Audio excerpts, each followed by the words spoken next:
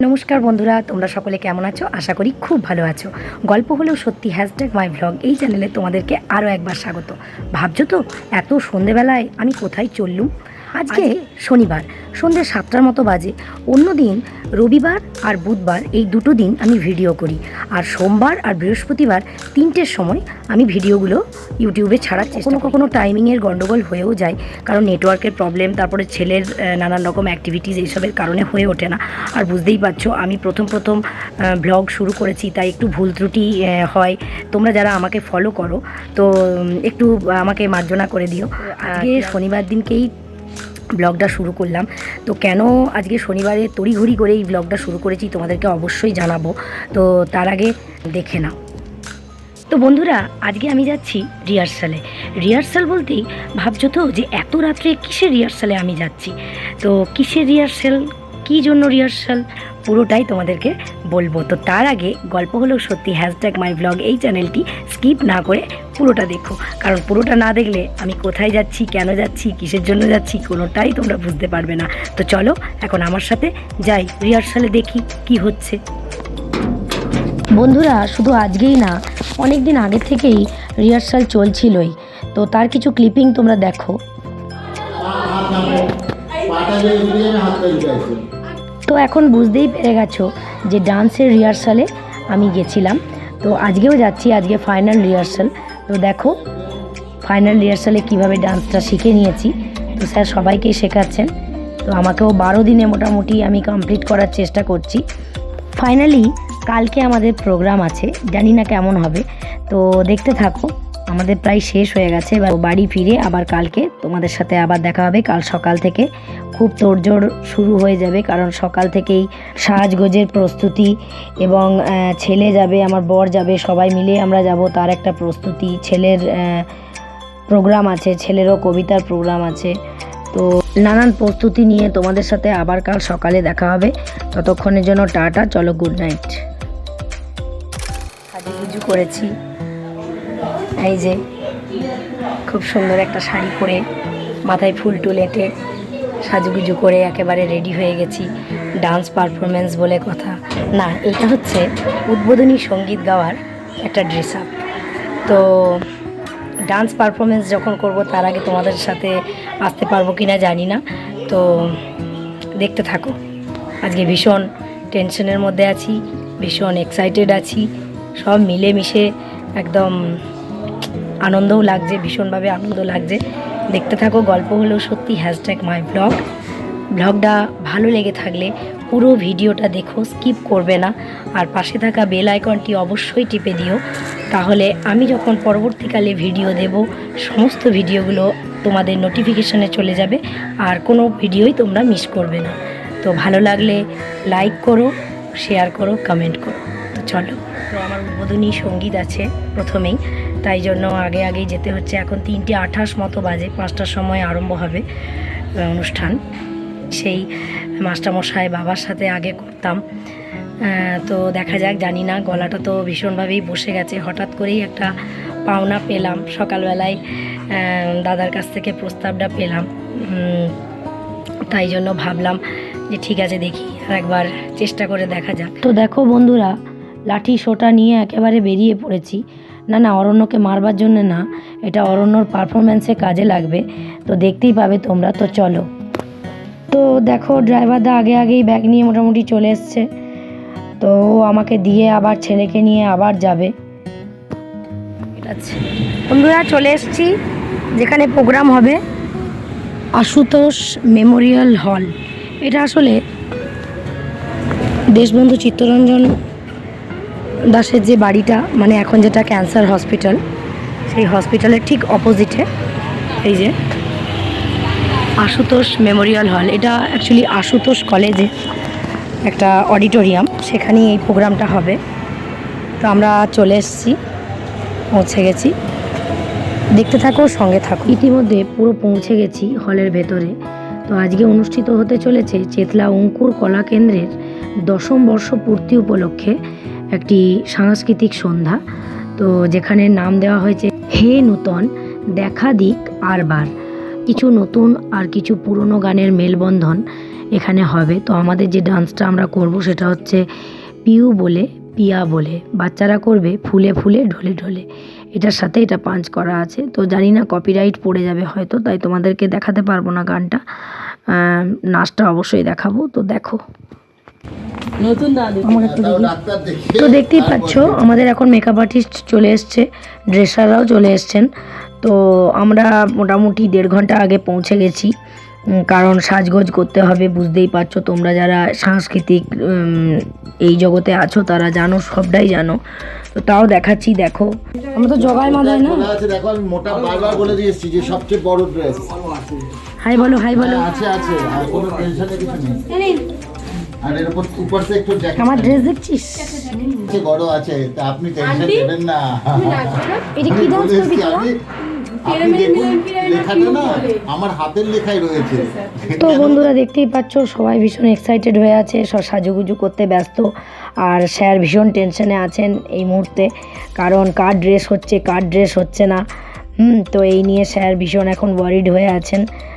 তো দেখতে থাকো, সঙ্গে থাকো। এখন মোটামুটি 4:45-5টার মতো বাজে। তো কিছু সংখ্যক দর্শক সব আসছে এক এক করে। মা জাননি কেমন আছো মা?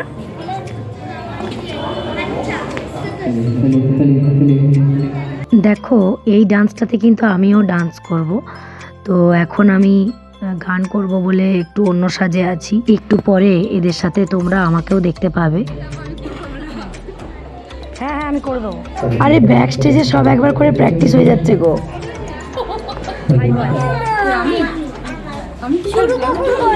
অনেক দেরি, তুমি টুপিটা ফেলো না জানো বাবা। দেখো আমার ছেলে একেবারে অস্থির হয়ে উঠেছে, আর দাঁড়াতে পারছে না। আসলে 5টার সময় শুরু হবো বলেছিল, কিন্তু নানান রকম কারণের জন্য বুঝতেই পারছো বাঙালি তো, আমাদের 1 ঘন্টা লেটে চলে সব কিছু। মেকআপম্যানের একটা ফটো নিয়ে নি। ও হচ্ছে আমার ঘরোয়া মেকআপ আর্টিস্ট অনিন্দিতা, আমার বান্ধবী, আমাকে খুবই ভালোবাসে। তো ওদের বাড়ি হচ্ছে আমার সেকেন্ড বাপের বাড়ি। একটু পরেই আমার ছেলেকেও সাজিয়ে দেবে।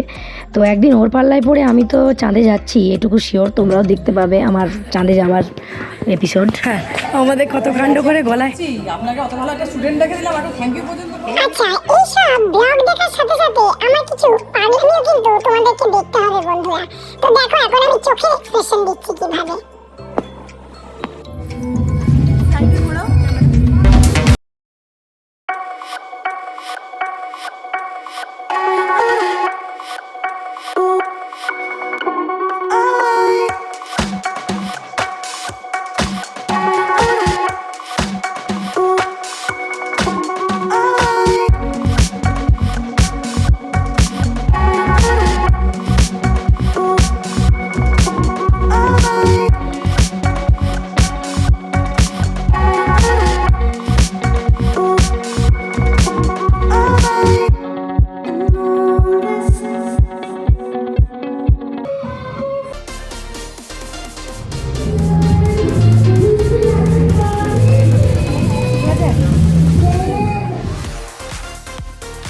সকলকে শুভ সন্ধ্যা।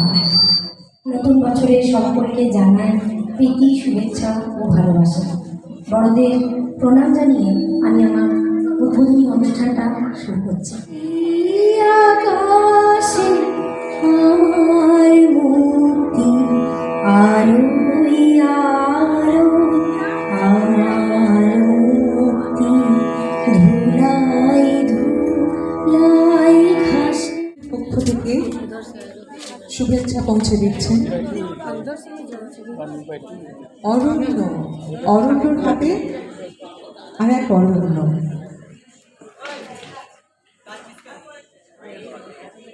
বুঝতেই পারছেন আজকের অনেকগুলো ভূমিকায় সবাই কম বেশি রয়েছে, তাই পোশাক পরিবর্তন হয়ে গিয়েছে। আমি অনুরোধ করবো অঙ্কুরের পক্ষ থেকে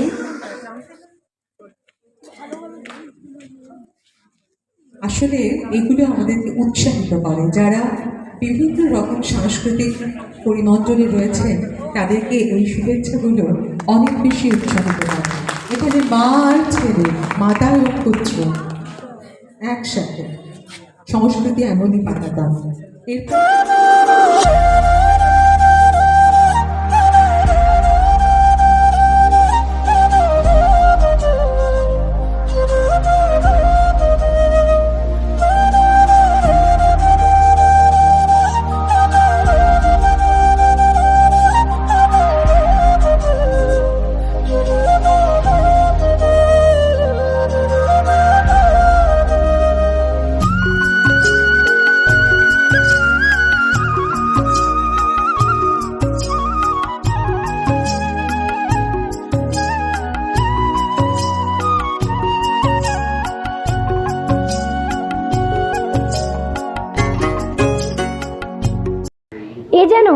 এক দুঃসাহসিক অভিযান। ছোট্ট রবির মাতৃহারা জীবনে আবদ্ধ গণ্ডি পেরিয়ে যেন কল্পনার পাখায় ভর করা। মাকে নিয়ে সে দেশ থেকে বিদেশে ঘুরে বেড়াবে। সে কি পারবে সমস্ত বাধা অতিক্রম করে মাকে রক্ষা করতে? চলুন দেখে নিই। শুরু হচ্ছে কবিগুরু রবীন্দ্রনাথ ঠাকুরের লেখা কবিতা বীরপুরুষ। বালক রবির চরিত্রে মাস্টার অরণ্য ভট্টাচার্য। মনে করো যেন বিদেশ ঘুরে মাকে নিয়ে যাচ্ছি অনেক দূরে। তুমি যাচ্ছ পালকিতে মা চড়ে, দরজা দুটো একটুকু ফাঁক করে। আমি যাচ্ছি রাঙা ঘোড়ার পরে টগবগিয়ে তোমার পাশাপাশি। রাস্তা থেকে ঘোড়ার খুঁড়ে খুঁড়ে রাঙা ধুলোয় মেঘ উড়িয়ে আসে। সন্ধে হলো, সূর্যি নামে পাটি। ইলিম যেন জোড়া দিকের মাঠে ধু ধু করে যেদিক পানি চাই, কোনোখানে জনমানব নাই। তুমি যেন আপন মনে তাই ভয় পেয়েছ, ভাবছো ইলিম কোথা। আমি বলছি ভয় পেও না মাগো, ও দেখা যায় মরা নদীর সোতা। চোর কাটাতে মাঠ গিয়েছে ঢেকে, মাঝখানে যে পথ গিয়েছে বেঁকে। গরু বাছুর নেই কোনোখানে, সন্ধে হতেই গেছে গায়ের পানি। আমরা কোথা যাচ্ছি কে তা জানে, অন্ধকারে দেখা যায় না ভালো। তুমি যেন বললে আমায় ডেকে, দিঘির ধারে ওই যে কিসের আলো। এমন সময় হারে রে রে রে রে, ওই যে কারা আসতেছে ডাকছে রে। তুমি ভয় পালকিতে এক কোণে ঠাকুর দেবতা স্মরণ করছো মনে। বেয়ারাগুলো পাশের কাটা বনে, পালকি ছেড়ে কাঁপছে থরো থরো। আমি যেন তোমায় বলছি ডেকে, আমি আছি, ভয় কেন না করো। হাত লাঠি, মাথায় ঝাঁকড়া চুল, কানি তাদের গোজা যাবার ফুল। আমি বলি দাঁড়া, খবরদার, এক পা গাছে আসিস যদি আর, এই চেয়ে দেখ আমার তলোয়ার, টুকরো করে দেবো তোদের সেরে। শুনে তারা লম্ফ দিয়ে উঠে চেঁচিয়ে উঠলো, হারে রে রে রে, তুমি বললে যাস রে খোকা ওরে। আমি বলি দেখো না চুপ করে। ছুটিয়ে ঘোড়া গেলেন তাদের মাঝে, ঢাল তরোয়াল ঝনঝনিয়ে বাজে। কি ভয়ানক লড়াই হলো মা, যে শুনে তোমার গায়ে দেবে কাঁটা। কত লোক যে পালিয়ে গেল ভয়, কত লোকের মাথা কাটা। এত লোকের সঙ্গে লড়াই করে ভাবছো খোকা গেলই বুঝি মরে। আমি তখন রক্ত মেখে ঘেমে বলছি এসে, লড়াই গেছে থেমে। তুমি শুনে পালকি থেকে নেমে চুমু খেয়ে নিচ্ছ আমায় কোলে, বলছো ভাগ্যে খোকা সঙ্গে ছিল, কি দুর্দশাই হতো তারা হলে। রোজ কত কি ঘটে যাহা তাহা, এমন কেন সত্যি হয় না আহা। ঠিক যেন এক গল্প হতো তবে, শুনতো যারা অবাক হতো সবে। দাদা বলতো কেমন করে হবে, খোকার গায়ে এত কি জোর আছে। পাড়ার লোকে সবাই বলতো শুনে, ভাগ্যে খোকা ছিল মায়ের কাছে, ভাগ্যে খোকা ছিল মায়ের কাছে। ধন্যবাদ।